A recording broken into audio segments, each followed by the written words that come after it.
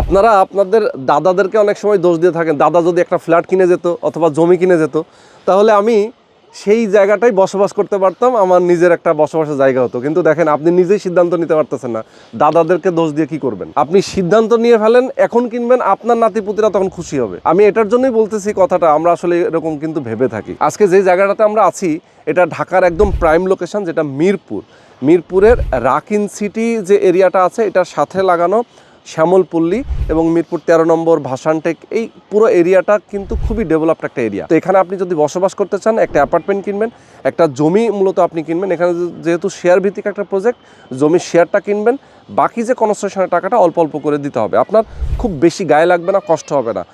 Ready flat কিনতে গেলে অনেকগুলো টাকা একসাথে লেগে যায়, এর জন্য অনেকের কষ্ট হয়ে যায়। বাট আপনি যদি এখন অল্প করে ইনভেস্ট করেন সেক্ষেত্রে আপনার 2 থেকে আড়াই বছর, সর্বোচ্চ 3 বছরের মধ্যে অ্যাপার্টমেন্টটা আপনার হয়ে যাবে।